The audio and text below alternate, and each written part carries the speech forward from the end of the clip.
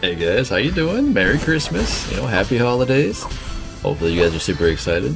Sunday is our biggest day for this game right now. Pokemon Unite have our biggest update. Dragonite's finally coming to live. I'm super stoked for Sunday. Hopefully you guys are too, because we will be doing giveaways for Dragonite. We're gonna get into it.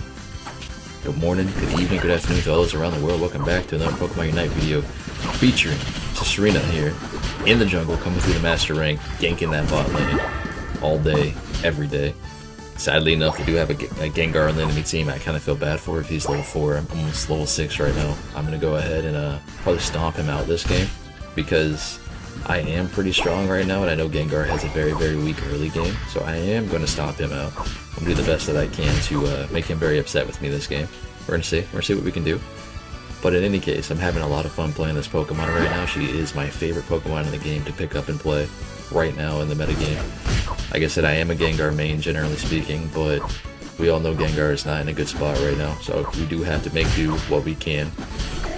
And being a content creator, I want to play every Pokemon in the game and give a shot, give my opportunity, my chances to play every single Pokemon. Get better with every Pokemon. I can't sit here and just spam one Pokemon all the time. You know what I mean? And right now, Gengar really needs some love, just like a lot of other Pokemon right now, but he's really up there. Sadly enough, they kind of skipped over. In any case, we're hopping back into this game, getting up this top lane, kicking Cramorant in the face, and getting out.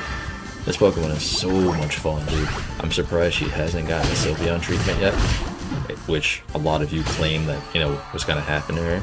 And as you can see, she's still kicking people in the face, she's still stomping you out, and she's AXEL kicking, Beyblading, or whatever you want to call it, all around the map.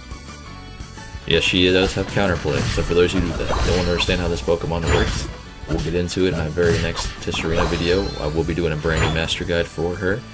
I know some players, or some content creators and YouTubers have already done so. At the end of the day, everyone has different opinions, takes, and build setups and everything, so I will be getting mine out here soon.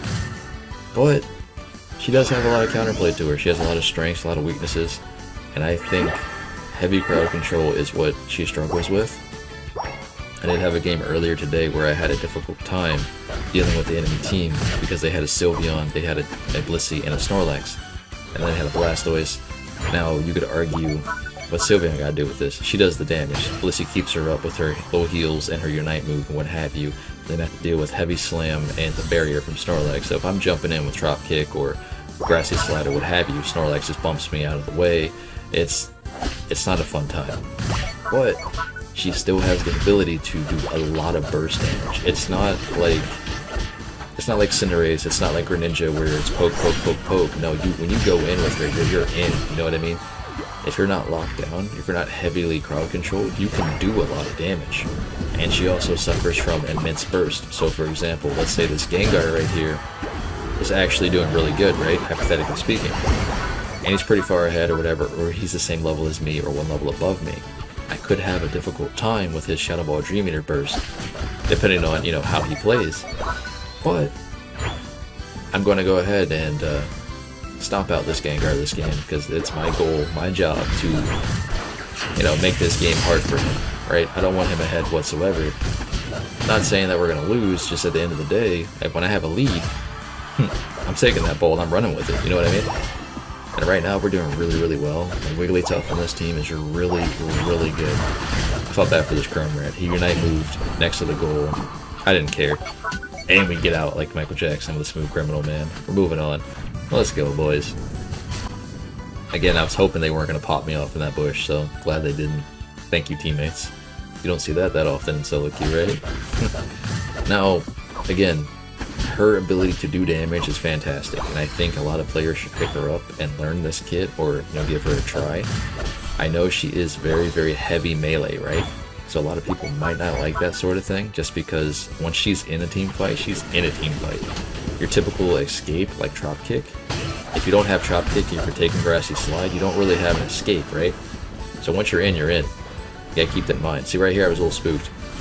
Just because his burst damage sometimes, like Shadow Ball Dream Eater, can be a rough time for her, especially if he lands it when my passive is going down. Like, in other words, those little blue bars, when they start going down, and I can't get the shield off of my Drop Kick because I'm asleep with Dream Eater, it can be rough to counterplay that, but at the same time, this is coming from a Gengar main. I don't really expect most Gengars I play against to be good. It's just one of those ordeals when you're playing solo queue. It's something you need to be mindful of. You gotta respect it, gotta watch out for it, you know what I mean?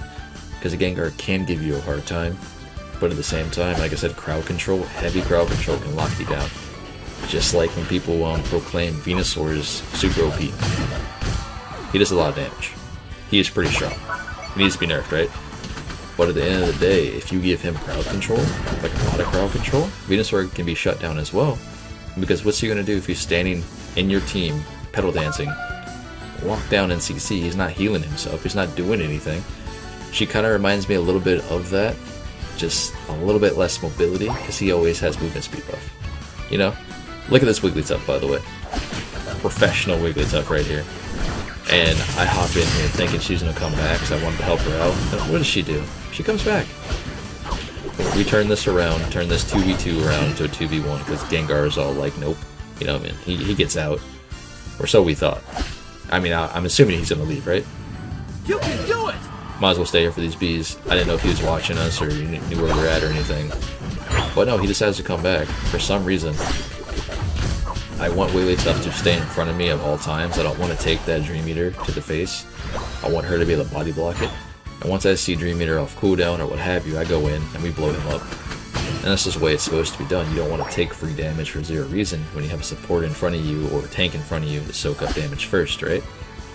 It says you gotta have that same mentality as you are when you're playing in solo queue. Like I said, when you're playing solo queue games, you know what you're gonna do as a player, right? But you don't know what your teammate's gonna do. Gengar's back again for like round 4 or 5, I don't know. I'm gonna kick him in the back of the head. I mean, he's been kicked too many times by now, so I mean, I guess that makes sense. Anyway, there's a Cramorant up here. I'm gonna ignore him. Greninja's got it. I forgot Greninja was in this game, not gonna lie to y'all. Level 14. Enemy Tsareena is level 12. We're just really stomping out this team right now. Hats off to this Wigglytuff. Like I said, phenomenal player. You take note of what just happened here. Blastoise went for his Unite move. I countered a hit with my Unite move. I heard like the little sound effect animation there. And what happens when that happens, it's like Cinderace. When Cinderace jumps in the air, you hear his little cry. If you crowd control him, at that exact moment you hear that cry, his Unite move goes on cooldown. And it's like 93%, 94%, and to recharge it up a little bit. Same thing with Blastoise.